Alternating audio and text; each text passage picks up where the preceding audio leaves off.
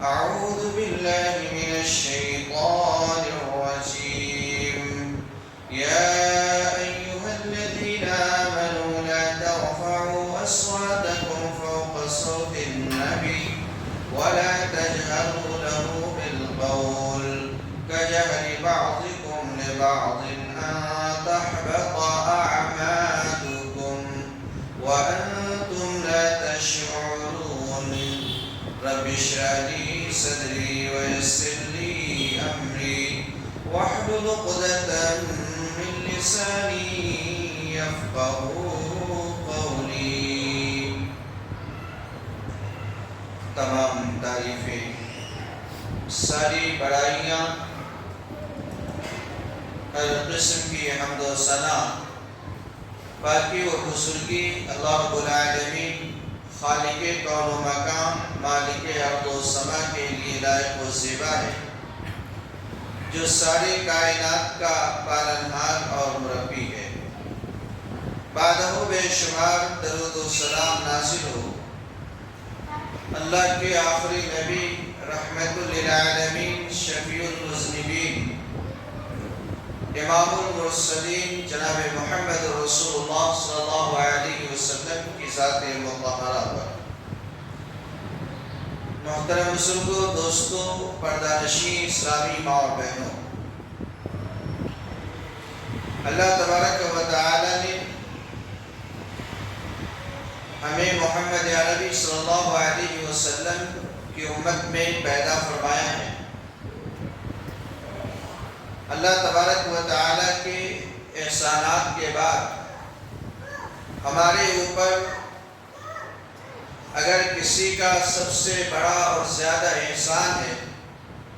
تو ہمارے نبی جناب محمد رسول اللہ صلی اللہ علیہ وسلم ہے۔ اس لیے اللہ تبارک و تعالی نے ہمارے اوپر آپ کے تعلق سے کچھ حقوق عائد کیے ہیں جو بحیثیت امتی ہمیں ادا کرنا ہے۔ ہمارے اوپر ان حقوق کی ادائیگی واجب اور لازم ہے۔ ان کئی سارے حقوق میں سے ایک اہم حق نبی کریم صلی اللہ علیہ وسلم کا ادب، آپ کا احترام، آپ کی تعظیم بجا لانا ہے۔ چونکہ ایک مومن اور مسلمان کے نزدیک مخلوقات میں سب سے زیادہ محبوب ترین شخصیت رسول اکرم صلی اللہ علیہ وسلم کی ہے، اس لیے آپ کا احترام اور آپ کا ادب بھی سب سے بڑھ کر کے ضروری ہے۔ اللہ تبارک و تعالی نے ہمیں اس کی تعلیم دی ہے، اس کا سلیقہ سکھلایا ہے اور بتایا کہ ایک مسلمان کو رسول مکرم صلی اللہ علیہ وسلم کے تئیں ادب و احترام کا معاملہ کس طرح سے کرنا چاہیے۔ اللہ تبارک و تعالی نے قرآن مجید کے اندر فرمایا کہ اِنَّا أَرْسَلْنَاكَ شَاهِدًا وَمُبَشِّرًا وَنَذِيرًا لِتُؤْمِنُوا بِاللَّهِ وَرَسُولِهِ وَتُعَزِّرُوهُ وَتُوَقِّرُوهُ وَتُسَبِّحُوهُ بُكْرَةً وَأَصِيلًا۔ اللہ نے اپنے نبی کو پہلے خطاب کیا اور کہا کہ نبی، ہم نے آپ کو گواہ بنا کر بھیجا ہے، خوشخبری دینے والا بنا کر کے بھیجا ہے اور ڈرانے والا اور خبردار کرنے والا بنا کر کے بھیجا ہے۔ آگے اہل ایمان کو خطاب کیا گیا کہ لِتُؤْمِنُوا بِاللَّهِ وَرَسُولِهِ، تاکہ تم اللہ پر ایمان لاؤ، اللہ کے رسول پر ایمان لاؤ اور اللہ کے رسول کی مدد کرو، وَتُوَقِّرُوهُ، اور اللہ کے رسول کا ادب و احترام بجا لاؤ، وَسَبِّحُوهُ بُكْرَةً وَأَصِيلًا، اور صبح و شام اللہ تبارک و تعالی کی پاکیزگی، بڑائی اور کبریائی بیان کرو۔ سب سے پہلے اللہ نے نبی کائنات کو مخاطب کیا اور بتایا کہ اللہ نے آپ کو امت پر گواہ بنا کر کے بھیجا ہے، امت کو خوشخبری دینے والا بنا کر کے بھیجا ہے، امت کو خبردار کرنے والا اور ڈرانے والا بنا کر کے اللہ کے نبی کا منصب، آپ کی ذمہ داری بیان کی ہے۔ اس کے بعد میں امت کی ذمہ داری کو 3 حصوں میں تقسیم کیا گیا۔ پہلا حصہ اللہ اور اس کے رسول پر ایمان ہے، لِتُؤْمِنُوا بِاللَّهِ وَرَسُولِهِ، اللہ اور اس کے رسول پر ایمان رکھنا ہے۔ دوسرا حصہ وَتُعَزِّرُوهُ وَتُوَقِّرُوهُ، رسول مکرم صلی اللہ علیہ وسلم کی مدد کرنا، آپ کا تعاون کرنا ہے اور آپ کا ادب و احترام بجا لانا ہے۔ اور تیسرا حصہ اللہ تبارک و تعالی کی عبادت کرنی ہے، اللہ کی تسبیح بیان کرنی ہے، اللہ کی پاکیزگی بیان کرنی ہے، اللہ کی کبریائی بیان کرنی ہے، اللہ کی بڑائی بیان کرنی ہے۔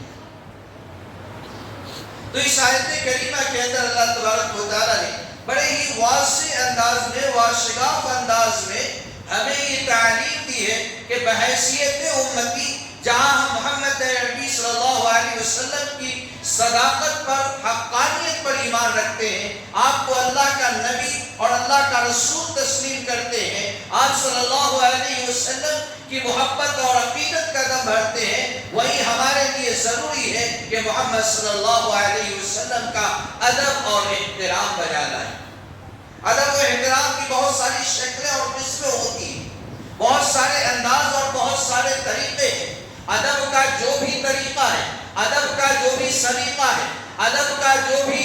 رویہ ہے، ادب کا جو بھی طرز عمل ہے، وہ تمام طرز عمل، وہ تمام طریقے، وہ تمام سلیقے، وہ تمام انداز ہمیں محمد عربی صلی اللہ علیہ وسلم کے لیے اختیار کرنی ہے۔ جب آپ صلی اللہ علیہ وسلم کا تذکرہ کیا جائے تو ادب کے ساتھ کیا جائے، احترام کے ساتھ کیا جائے۔ جب نبی صلی اللہ علیہ وسلم کا نام لیا جائے تو ادب کے ساتھ نام لیا جائے، ادب کے ساتھ آپ کا تذکرہ کیا جائے۔ جب نبی اکرم صلی اللہ علیہ وسلم کے اخلاق و کردار کا تذکرہ ہو، جب نبی صلی اللہ علیہ وسلم کی زندگی کا تذکرہ ہو، جب نبی صلی اللہ علیہ وسلم کے حیات طیبہ کا ذکر ہو، جب نبی صلی اللہ علیہ وسلم کے زندگی کے احوال کا ذکر ہو، جب نبی صلی اللہ علیہ وسلم کے کردار کا تذکرہ ہو، جب نبی صلی اللہ علیہ وسلم کی عادات کا تذکرہ ہو، جب نبی صلی اللہ علیہ وسلم کے اخلاق کا تذکرہ ہو، جب نبی صلی اللہ علیہ وسلم کے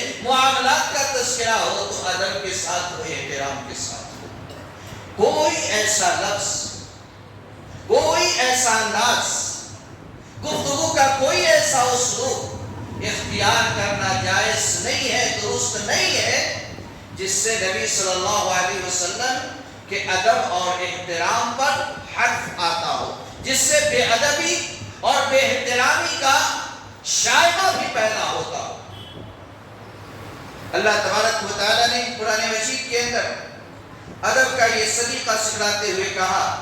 کہ یا ایھا الذین آمنوا لا ترفعوا اصواتکم فوق صوت النبی، کہ اے ایمان والو نبی کی آواز پر اپنی آواز کو بلند نہ کرو، وَلَا تَجْهَرُوا لَهُ بِالْقَوْلِ كَجَهْرِ بَعْضِكُمْ لِبَعْضٍ أَن تَحْبَطَ أَعْمَالُكُمْ، اور وَلَا تَجْهَرُوا لَهُ بِالْقَوْلِ،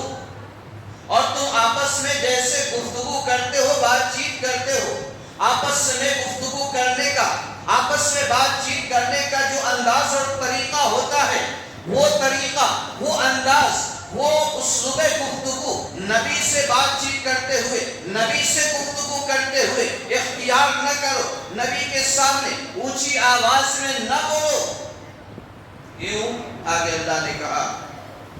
ان تحبط اعمالکم وانتم لا تشعرون، کہیں ایسا نہ ہو کہ تمہارے اعمال برباد ہو جائیں اور تمہیں اس کا شعور بھی نہ ہو، تم جان بھی نہ سکو، تمہیں واقفیت بھی نہ ہو۔ اس آیت کریمہ کے اندر جہاں نبی کا ادب سکھلایا گیا، وہیں پر یہ بتایا گیا کہ نبی کے ساتھ بے ادبی، نبی کا عدم احترام تمہارے اعمال کی بربادی اور تباہی کا سبب بن سکتا ہے، تمہارے اعمال کو تباہ اور برباد کر سکتا ہے، تمہارے اعمال کو رائے گا اور بیکار کر سکتا ہے۔ اس لیے نبی کے معاملے میں زبان کھولتے ہوئے، نبی کے تعلق سے گفتگو کرتے ہوئے، نبی کے تعلق سے بات چیت کرتے ہوئے، نبی کا تذکرہ کرتے ہوئے بہت سوچ سمجھ کر کے الفاظ ادا کرنے ہیں، بہت سوچ سمجھ کر کے اسلوب گفتگو اختیار کرنے۔ کبھی ایسا ہوتا ہے کہ آدمی جو الفاظ اپنی زبان سے نکالتا ہے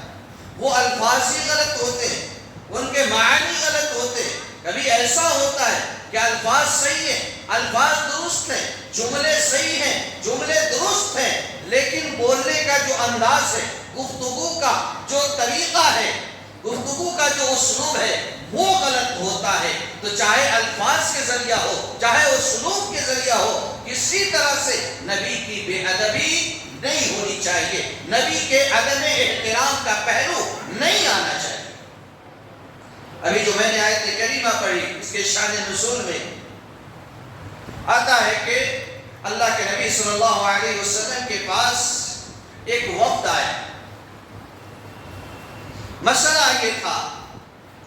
کہ جس قبیلے کا یہ وفد آیا ہے اس قبیلے کا سردار کس کو بنایا جائے۔ انہوں نے اسلام قبول کر لیا تھا، اب ان کا سردار، ان کا لیڈر، ان کا قائد، ان کا امیر کس کو متعین کیا جائے۔ اللہ کے نبی صلی اللہ علیہ وسلم نے صحابہ سے مشورہ کیا۔ حضرت ابوبکر رضی اللہ عنہ نے اس قبیلے کے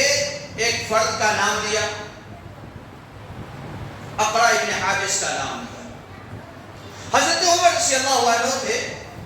حضرت عمر رضی اللہ عنہ نے حضرت ابوبکر رضی اللہ عنہ کی اس رائے سے اتفاق نہیں کیا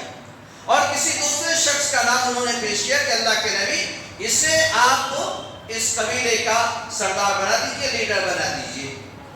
حضرت ابوبکر رضی اللہ عنہ کو برا لگا اور انہوں نے کہا کہ عمر، کیا ہر وقت تم میری مخالفت پر آمادہ رہتے ہو؟ میں نے ایک نام پیش کیا، تم نے ایک نام پیش کر دیا۔ حضرت عمر نے کہا کہ ابوبکر، میں آپ کی مخالفت کرنا نہیں چاہتا ہوں، بلکہ مجھے جو اچھا لگا وہ میں نے بیان کیا ہے۔ اب اس آپس کی گفتگو میں وہ آواز اونچی ہو گئی، آواز بلند ہو گئی۔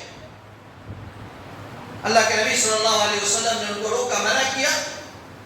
بات آئی گئی ہو گئی۔ اللہ نے قرآن مجید کی آیت نازل کی۔ حالانکہ نہ تو حضرت ابو بکر رضی اللہ عنہ کا منشا نبی کی آواز پر اپنی آواز بلند کرنا تھا، نہ عمر رضی اللہ عنہ کا منشا یہ تھا، لیکن اس کے باوجود اللہ تبارک و تعالیٰ نے یہ آیت نازل کی اور صحابہ کو ادب سکھلایا کہ نبی کے سامنے تمہیں اپنی آواز بلند نہیں کرنی ہے، نبی کے سامنے اپنی گفتگو کا انداز تمہیں بدلنا ہوگا۔ آپس میں تم بات کر لیتے ہو، ایک دوسرے سے جو ہے تکلف نہیں برتتے، ایک دوسرے سے بے تکلفانہ طریقے سے تمہاری گفتگو ہوتی ہے اپنی جگہ بجا، لیکن جب نبی کے سامنے بات کرنی ہو، جب نبی کے سامنے گفتگو کرنی ہو تو انداز گفتگو نہیں چلے گا، وہ اسلوب گفتگو نہیں چلے گا۔ نبی کا احترام ملحوظ رکھنا ہوگا، اپنی آواز پست رکھنی ہوگی اور نبی کے سامنے بلند آواز کرنے سے تمہیں بچنا ہوگا۔ ایک صحابی تھے قیس بن ثابت رضی اللہ عنہ، یا ثابت بن قیس، وہ اللہ کے نبی صلی اللہ علیہ وسلم کے خطیب کہلاتے تھے، خطیب النبی، خطیب الرسول کہلاتے، ان کی آواز بڑی بلند تھی۔ جب وہ کوئی بات کہلوانا ہوتا، وہ کے درمیان مجمع زیادہ ہوتا تو اللہ کے نبی صلی اللہ علیہ وسلم ان کو کھڑا کر دیتے۔ اونچی آواز تھی، کچھ لوگوں کی آواز فطرتاً اونچی ہوتی ہے، وہ دھیرے بھی گفتگو کرے تو آواز بلند نکلتی ہے۔ وہ ایک گوشے میں چلے، گھر میں چلے گئے، مسجد نبوی آنا چھوڑ دیا انہوں نے۔ اللہ کے نبی صلی اللہ علیہ وسلم نے پتہ لگایا کہ کہاں ہے، کہیں بیمار تو نہیں ہے۔ حضرت سعد بن معاذ رضی اللہ عنہ ان کے پڑوسی تھے، انہوں نے کہا کہ اللہ کے نبی، میں ان کا پڑوسی ہوں اور جہاں تک مجھے معلوم ہے وہ بیمار تو نہیں ہے۔ اللہ کے نبی نے کہا کہ جاؤ پتہ لگاؤ، پھر وہ مسجد آ کیوں نہیں رہے؟ صحابہ گئے، ان سے بات چیت کیا، گفتگو کیا۔ انہوں نے کہا کہ میں نے گوشہ نشینی اس لیے اختیار کر لی ہے کہ میری آواز بلند ہے، اگر میں اللہ کے نبی کے پاس بیٹھا رہا، اللہ کے نبی کی مجلس میں رہا اور گفتگو کیا تو میری آواز نبی کی آواز سے بلند ہو جائے گی اور میں جہنمیوں میں سے ہو جاؤں گا، میرے اعمال برباد ہو جائیں گے، میرے اعمال تباہ ہو جائیں گے، اس لیے میں اللہ کے نبی صلی اللہ علیہ وسلم کے پاس نہیں جا رہا. صحابہ آئے اور اللہ کے نبی کو بتلایا کہ اللہ کے نبی یہ باتیں ہیں. اللہ کے نبی نے کہا لا بل ہوا من الجنہ، وہ تو جنتی. تو بتانا یہ ہے کہ اللہ تبارک و تعالیٰ نے نبی کا ادب کس طرح سے سکھلایا ہے، اور پھر یہ کہ صحابہ کرام نے اس آیت کو سن کر کے کس طریقے سے ادب و احترام کا معاملہ کیا ہے. فطری آواز سے، ظاہر ہے کہ اس پر کوئی مواخذہ نہیں ہے، فطری طور پر آواز بلند ہے، شریعت کے اندر اس پر کوئی پکڑ نہیں ہے. اس کے باوجود صحابی کو یہ فکر دامنگیر ہو جاتی ہے کہ کہیں میرے اعمال برباد نہ ہو جائیں، تباہ نہ ہو جائیں، نبی کی بے ادبی اور بے احترامی نہ ہو جائے. اس لیے صحابہ کرام کے ادب و احترام کا معاملہ دیکھ تو ان کے اس جذبہ پر قربان جانے کو دل چاہتا ہے. صلح حدیبیہ کے موقع پر جب اللہ کے نبی صلی اللہ علیہ وسلم اپنے صحابہ کو لے کر کے عمرہ کی نیت سے مکہ آ رہے تھے، اہل مکہ نے حدیبیہ کے مقام پر آپ کو روک دیا تھا کہ آپ مکہ میں داخل نہیں ہو سکتے. اس کے بعد مسلمانوں میں اور کفار مکہ کے درمیان مذاکرات شروع ہوئے، بات چیت شروع ہوئی کہ کیا کیا جائے، کیسے کیا جائے. تو اہل مکہ کی طرف سے ایک بہت ہی پڑھے لکھے باشعور شخص عروہ بن مسعود الثقفی کو اللہ کے نبی صلی اللہ علیہ وسلم کی خدمت میں گفتگو کرنے کے لیے، بات کرنے کے لیے بھیجا گیا. عروہ بن مسعود الثقفی نے اللہ کے نبی صلی اللہ علیہ وسلم سے گفتگو کی، بات چیت کیا، اور وہاں جو حالات پیش آ رہے تھے ان حالات کا بڑی باریک بینی سے اس نے مشاہدہ کیا، اور جا کر کے اپنے لوگوں کو جو رپورٹ پیش کی، اس نے جو صحابہ کرام کی عظمت کو چار چاند لگا دیے. اللہ کے نبی صلی اللہ علیہ وسلم کے تئیں صحابہ کی جو فداکاری تھی، فدائیت کی جانثاری تھی، ادب و احترام کا معاملہ تھا، اس کو بے مثال بنا دیا. اس نے کہا تھا کہ واللہ لقد وفدت الملوک وفدت علی القیصر والکسرى والنجاشی، کہ لوگوں میں محمد عربی صلی اللہ علیہ وسلم کے پاس سے لوٹ کر کے آ رہا ہوں، اور تم مجھے دیکھ رہے ہوگے کہ میں کچھ متاثر ہو کر کے آ رہا ہوں. معاملہ یہ ہے کہ میں بادشاہوں کے پاس قاصد بن کر کے گیا ہوں، کسریٰ کے پاس قاصد بن کر کے گیا ہوں. کسریٰ جو روم کا بادشاہ تھا، اپنے وقت کا سپر پاور تھا. میں قیصر کے پاس قاصد بن کر کے گیا ہوں، جو روم کا بادشاہ تھا، اپنے وقت کا سپر پاور تھا. میں کسریٰ کے پاس قاصد بن کر گیا ہوں، جو ایران کا بادشاہ تھا، اپنے وقت کا سپر پاور تھا. میں نجاشی کے پاس، حبشہ کے بادشاہ کے پاس قاصد بن کر کے گیا ہوں. تمام کے درباروں کی حالت دیکھا ہوں، لیکن ما رأیت یعظم اصحابہ، لیکن میں نے کسی بھی بادشاہ کو نہیں دیکھا کہ اس کے پیروکار، اس کی رعایا، اس کے دربار میں موجود اس کے وزراء اور اس کے درباری اس کی اتنی عظمت و تعظیم کرتے ہو، اس کا اتنا احترام کرتے ہو، اس کا اتنا ادب کرتے ہو. ما یعظم اصحاب محمد محمدہ، کہ جتنا کہ محمد عربی صلی اللہ علیہ وسلم کے ساتھی محمد عربی صلی اللہ علیہ وسلم کی تعظیم کرتے ہیں، احترام کرتے ہیں، ادب بجا لاتے ہیں. آگے اس نے اپنی بات جاری رکھتے ہوئے کہا کہ اذا تکلم خفضوا اصواتهم، کہ جب محمد عربی صلی اللہ علیہ وسلم بات کرتے ہیں تو اپنی آوازیں پست کر لیتے ہیں. وَلَا يَحِدُّ إِلَيْهِمْ أَن نَّظَرَ تَعْظِيمًا لَّهُمْ، اور ان میں سے کوئی ایسا نہیں ہے جو نظر بھر کر کے، نگاہیں اٹھا کر کے محمد عربی صلی اللہ علیہ وسلم کو دیکھ سکے. تعظیمًا لَّهُ، ایسا وہ نبی کی تعظیم میں کرتے ہیں، محمد عربی صلی اللہ علیہ وسلم کے ادب میں کرتے ہیں، محمد صلی اللہ علیہ وسلم کے احترام میں ایسا کرتے ہیں. آپ کے ادب و احترام میں ان کا معاملہ ایسا تھا. تو صحابہ کرام نے ہمارے لیے ایک مثال سیٹ کر دی ہے. اس لیے وہ لوگ جنہوں نے ایک مرتبہ آ کر کے محمد عربی صلی اللہ علیہ وسلم کو نام لے کر کے پکارا. دیہاتی تھے، اعرابی تھے، باہر سے آئے تھے، نبی صلی اللہ علیہ وسلم کے پاس آئے اور زور زور سے آواز لگانی شروع کر دی، یا محمد کہہ کر کے آپ کو پکارنا شروع کر دیا. اللہ تبارک و تعالیٰ نے ان کے رویے پر، ان کے طرز عمل پر نکیر کیا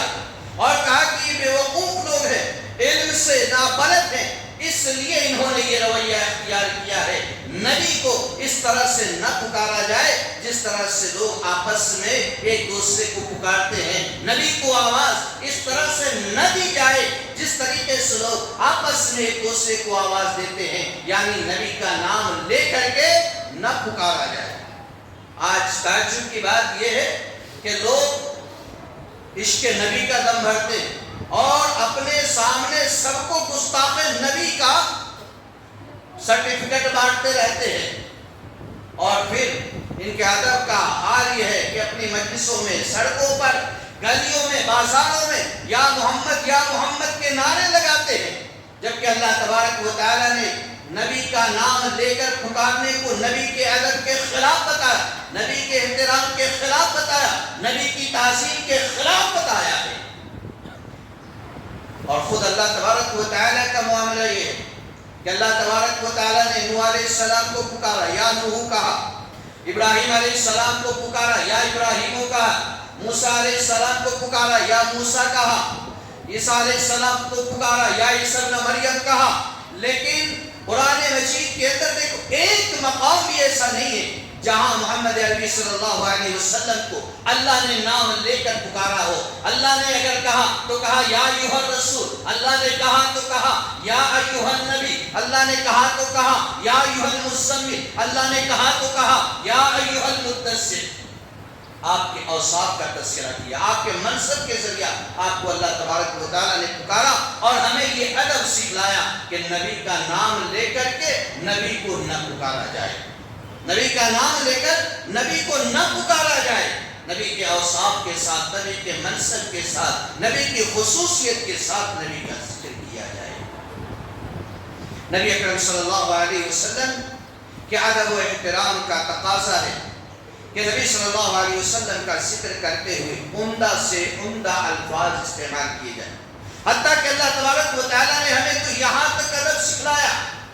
یہاں تک سلیقہ سکھلایا کہ ایسے الفاظ کو بھی ترک کر دیا جائے جو ذو معنی، یعنی ایک لفظ ہو اور اس کے دو پہلو نکلتے ہو، دو معنی نکلتے ہو. اگرچہ تمہارے بولنے کا، تمہاری مراد، تمہارا مقصود صحیح معنی ہو، لیکن اگر اس لفظ کے اندر کوئی غلط معنی بنا بھی ہے تو اس لفظ کو چھوڑ دو، ترک کر دو.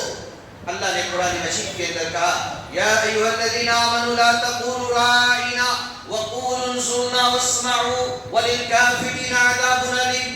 اللہ نے اہل ایمان کو کہا کہ یا ایھا الذین آمنوا لا تقولوا راعنا، کہ ایمان والو راعنا نہ کہا کرو بلکہ انظرنا کہا کرو اور توجہ سے سنا کرو. صحابہ کرام کا معمول تھا کہ جب اللہ کے نبی صلی اللہ علیہ وسلم کوئی گفتگو کرتے، بات چیت کرتے، کچھ بتا رہے ہوتے تو صحابہ مزید توجہ کے لیے اللہ کے نبی کو راعنا کہتے کہ اللہ کے نبی ذرا میرا خیال کیجئے، میری طرف توجہ دیجئے، میری سماعتوں کا لحاظ کیجئے. صحابہ کرام اپنی جگہ یہ لفظ صحیح معنی میں، صحیح انداز میں، صحیح نیت سے، صحیح ارادے سے استعمال کرتے ہیں. لیکن یہ لفظ یہودیوں کے نزدیک قبیح لفظ تھا، یہودی اس کو غلط معنی میں لیتے تھے. اس لیے یہودیوں نے اس لفظ کو پکڑ کر کے اپنے غلط مقصد کے لیے، غلط نیت سے، غلط ارادے سے اللہ کے نبی صلی اللہ علیہ وسلم کے لیے استعمال کرنا شروع کر دیا. اہل علم نے اس کی وضاحت کی ہے کہ وہ کس معنی میں استعمال کرتے تھے. ایک معنی یہ کیا کہ یہودی جو اپنی زبان کو لیم بِأَلْسِنَتِهِمْ، زبان کو ٹیڑھا کر کے جو ہے اس کو جو ہے راعنا کے معنی استعمال کرتے تھے، رعونت سے، یعنی فخر والا، غرور والا، متکبر کے معنی میں. اسی طرح سے اہل علم نے یہ بھی وضاحت کی کہ راعینا کہا کرتے یا لگا کر کے، یعنی ہے ہمارے چرواہے. تو اس طرح سے وہ غلط معنی پہنا